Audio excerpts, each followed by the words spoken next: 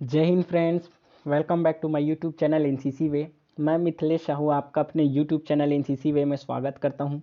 अगर आप NCC ABC certificate exam की तैयारी कर रहे हैं तो ये वीडियो आपके लिए बहुत ही इंपॉर्टेंट है। और अगर आप एनसीसी एक्स कैडेट हैं तो भी आपके लिए चैनल बहुत ही इंपॉर्टेंट होने वाला है, क्योंकि एनसीसी सी सर्टिफिकेट होल्डर्स के लिए जितनी भी स्पेशल एंट्रीज जो निकाली जाती हैं उन सब का सारा डिटेल मिलेगा आपको एनसीसी वे चैनल पे। तो प्लीज़ चैनल पे पहली बार आए हैं तो चैनल पे बने रहिए, चैनल को सब्सक्राइब करें। आज हम पढ़ेंगे बैक बियरिंग कैसे निकाला जाता है। तो 190 डिग्री का बैक बियरिंग क्या होगा। तो बैक बियरिंग का क्वेश्चन जब भी आए तो आपको एक डिजिट याद रखना है। डिजिट कौन सा याद रखना है? तो 180 डिग्री।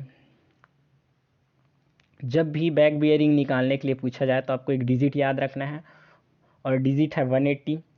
और जिसकी भी बैक बियरिंग निकालनी है अगर वो 180 से ज़्यादा हो तो उसमें 180 घटा देना है। जिसकी भी बैक बियरिंग निकालने के लिए पूछा जाएगा और उस डिजिट जिस भी डिजिट का बैक बियरिंग निकालने के लिए पूछा जाता है और वो 180 से ज़्यादा है तो उसमें क्या करना है, उसी जो डिजिट दिया रहेगा उसमें 180 को माइनस करना है। जैसे 190 का यहाँ पे बैक बियरिंग पूछा है तो 180 से ज़्यादा है तो इसमें 180 को माइनस करेंगे। ये हो गया। तो यहाँ पे ऑप्शन नंबर 3 मतलब 10 डिग्री सही हो जाएगा। मतलब 190 डिग्री का बैक बियरिंग क्या होगा, तो ऐसा पूछा जाता है तो आपको एक डिजिट याद रखना है 180 डिग्री। और अगर दिया गया जो मान, ये जो मान दिया गया है ये 180 से ज़्यादा है तो इसमें क्या करना है, इसी डिजिट में 180 को माइनस करना है तो इसका बैक बियरिंग फाइंड आउट हो जाएगा, याद रखना। और अगर जो डिजिट दिया रहेगा यहाँ 190 जो दिया है वो अगर 180 से कम होता तो क्या करना है, उसमें 180 को प्लस करना रहता है, याद रखना। अगला क्वेश्चन देखोगे तो समझ आएगा।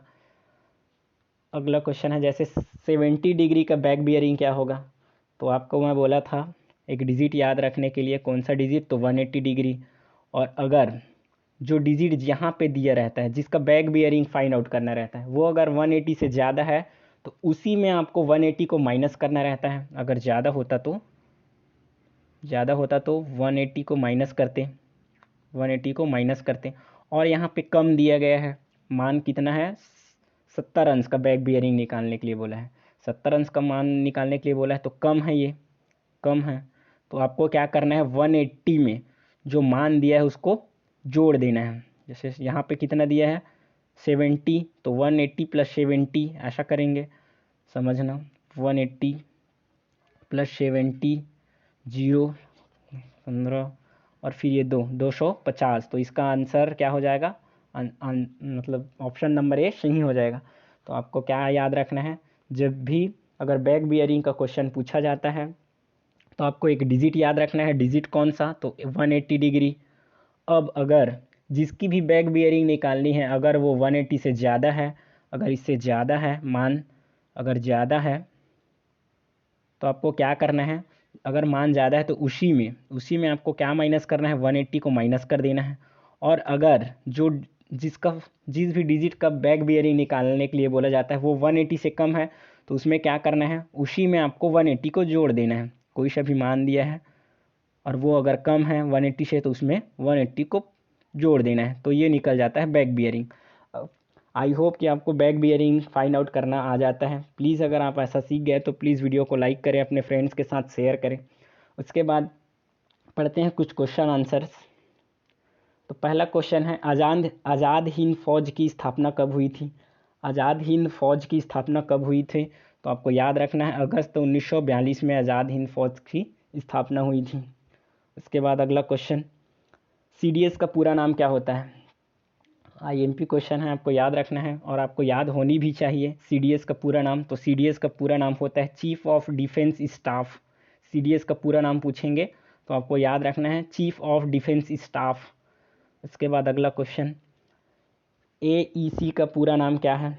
एईसी का पूरा नाम क्या है, तो एईसी का आर्मी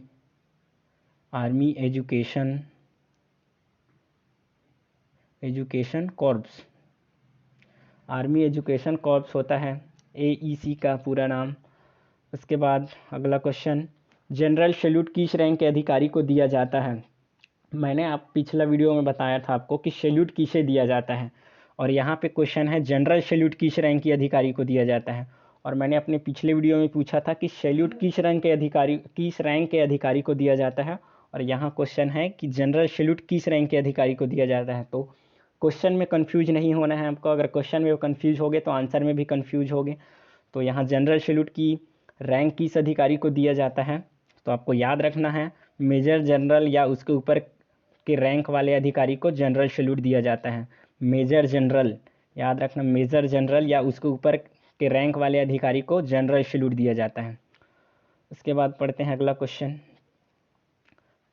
.22 राइफल की वज़न कितनी होती है। .22 राइफल की वज़न कितनी होती है, तो .22 राइफल की वज़न होती है 6.2 ऑन्स, आपको याद रखना है। और इसका इफ़ेक्टिव रेंज जिसको बोला जाता है कारगर रेंज कितना होता है, तो याद रखना 25 गज। ऐसा क्वेश्चन भी पूछा जाता है। उसके बाद है अगला, राइफ़ल में कितनी जगह पर नंबर लिखा होता है। एक राइफ़ल में कितने जगह पर उसका नंबर लिखा होता है, तो आपको याद रखना है 7 जगह पे। राइफ़ल में 7 जगह पर नंबर लिखा होता है। वेरी IMP क्वेश्चन आपसे पूछा जा सकता है कभी भी, कैंप के दौरान भी, और एग्ज़ाम में तो पूछा ही जाता है। तो आपको याद रखना है राइफ़ल में 7 जगह पर नंबर लिखा होता है। उसके बाद अगला क्वेश्चन, NCC गान के रचयिता कौन है। हम सब भारतीय हैं, NCC सॉन्ग जानते हो, हम सब भारतीय हैं। NCC सॉन्ग के रचयिता है श्री सुदर्शन फ़कीर जी द्वारा लिखा गया है। हम सब भारतीय हैं, श्री सुदर्शन फ़कीर जी द्वारा लिखा गया है। फ्रेंड्स, आज का वीडियो आपको पसंद आता है तो प्लीज़ वीडियो लाइक करें, अपने फ्रेंड्स के साथ शेयर करें, और अगर आप चैनल पर पहली बार आए हैं तो चैनल सब्सक्राइब करें। मिलते हैं नेक्स्ट वीडियो में, तब तक के लिए जय हिंद।